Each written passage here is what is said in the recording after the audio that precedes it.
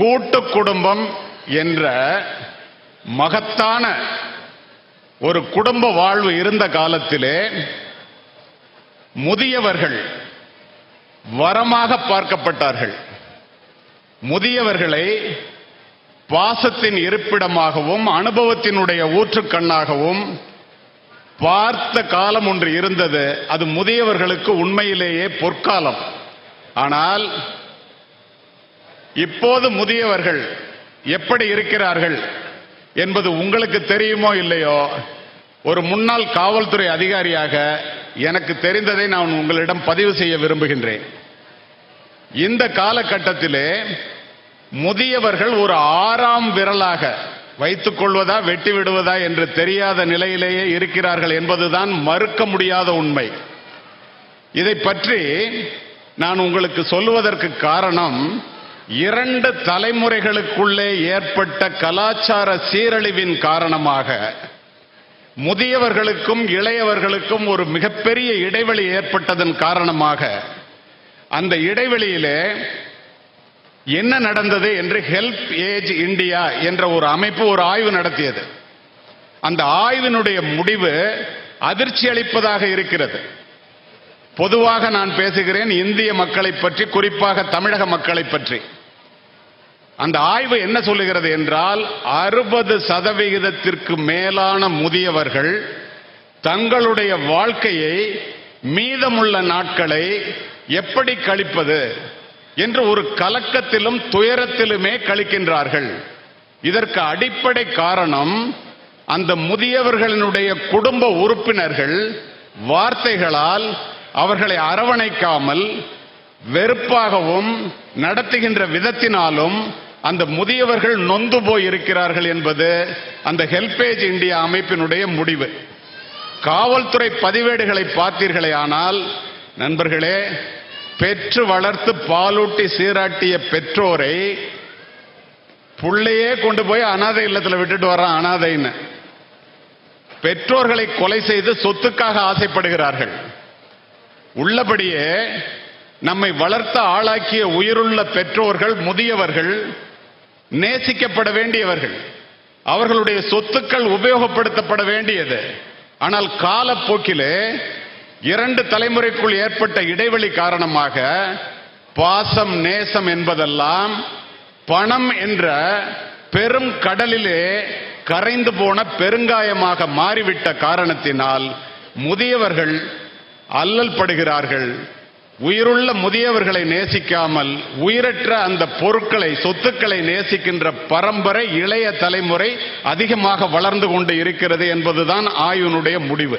இதில் என்ன இன்னும் யோசிக்க வேண்டிய ஒன்று என்றால், முதியவர்கள் எதையுமே தன் குடும்ப உறுப்பினர்களிடம் சொல்லுவதற்கு கூட தயங்குகின்றார்கள். தயக்கம், தன்னுடைய மகனாக இருந்தால் மருமகள், மகளாக இருந்தால் மருமகன், இவர்களிடம் சொல்லுவதை விட நாம் சொல்லாமலேயே இருந்து விடலாம். சொல்லி அது நடக்கவில்லை என்றால் அது நமக்கு மிகப்பெரிய இழப்பு, அவமானம் என்று நினைத்து நிறையவற்றை சொல்லுவதே இல்லை.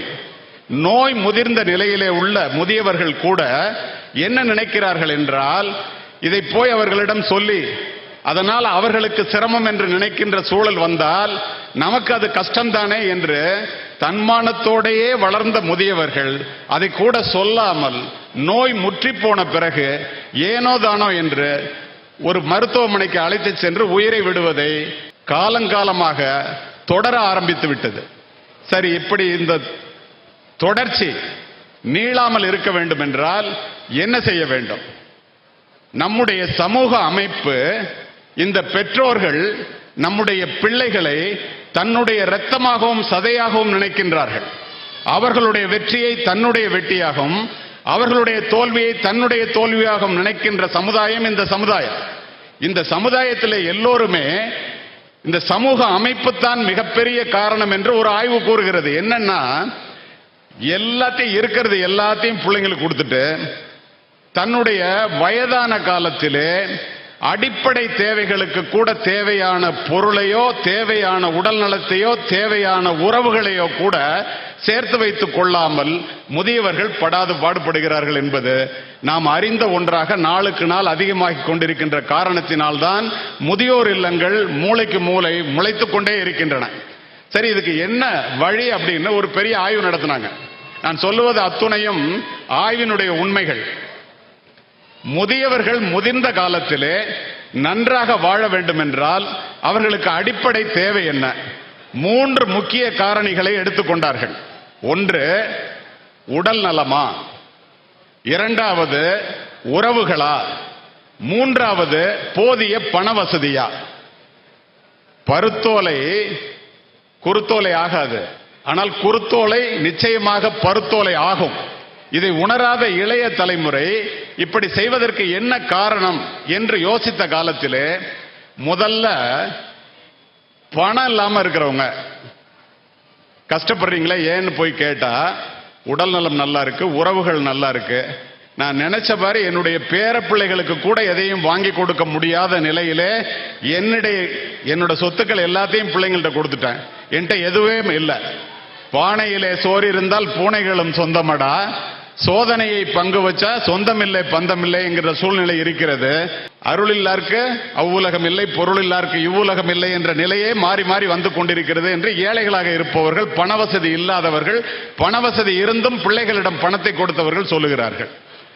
நோயாளிகளாக மருத்துவமனையில் இருப்பவர்களிடம் சென்று கேட்டால் பணம் நிறைய இருக்குங்க, உறவுகள்லாம் கூட இருக்கிறாங்க, எவ்வளவு இருந்து என்ன பண்றது?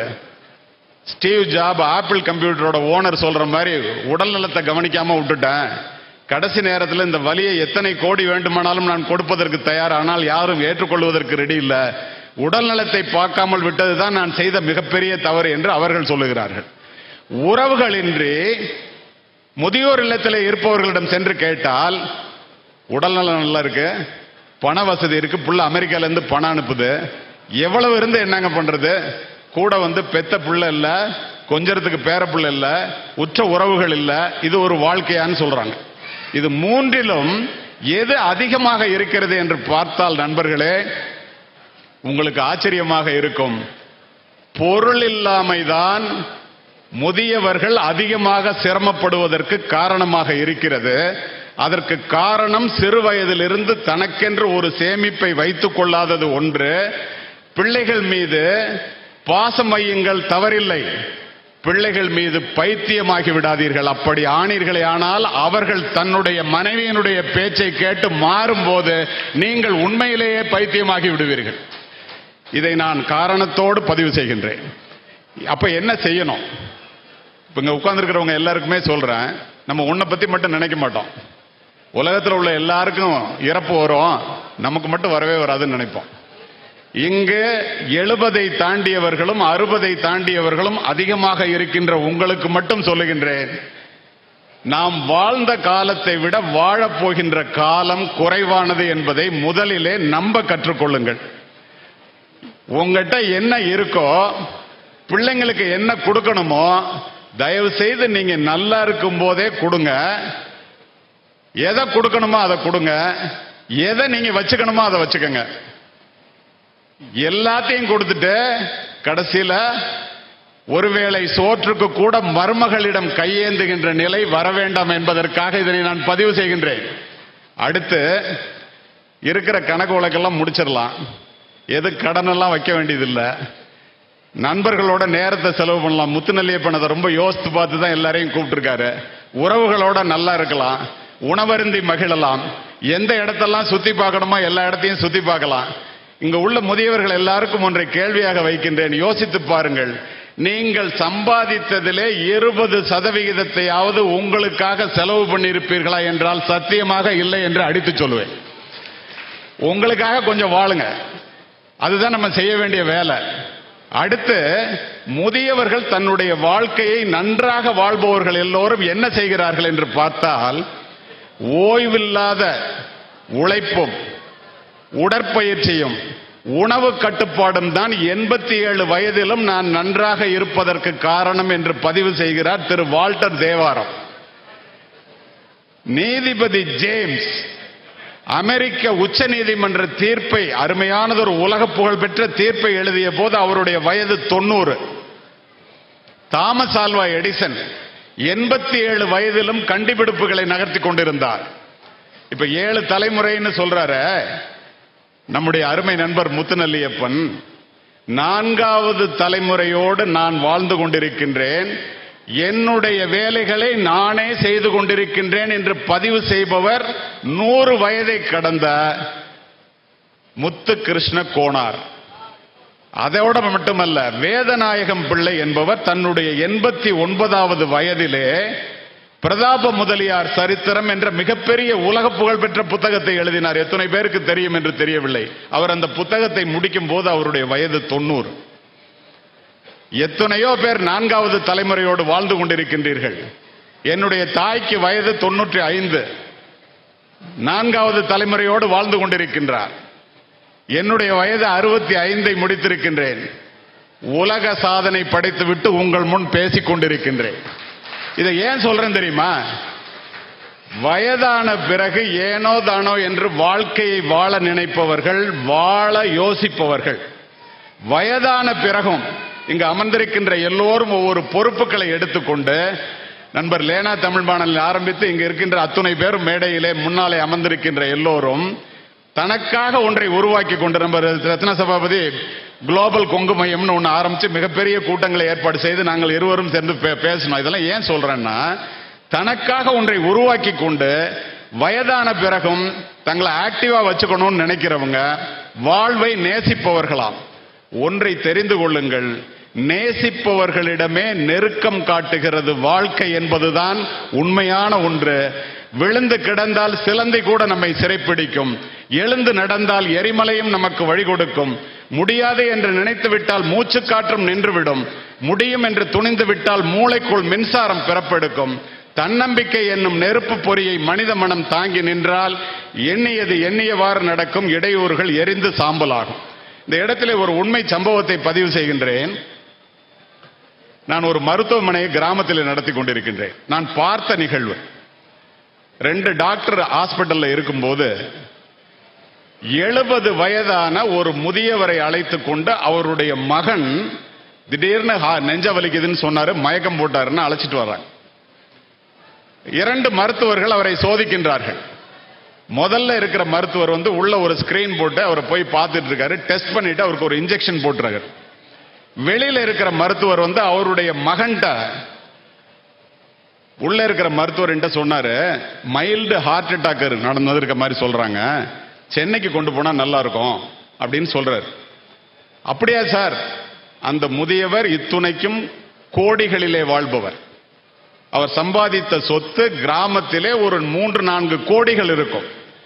இந்த பையனை அவருடைய மனைவி பார்க்கறாங்க. எல்லா மனைவியும் குறை சொல்றேன்னு நினைச்சுக்காதீங்க, அந்த மனைவி அப்படி இருந்தார் என்பதற்காக சொல்லுகின்றேன். மனைவியை பற்றி பின்னால் பேசுவேன்.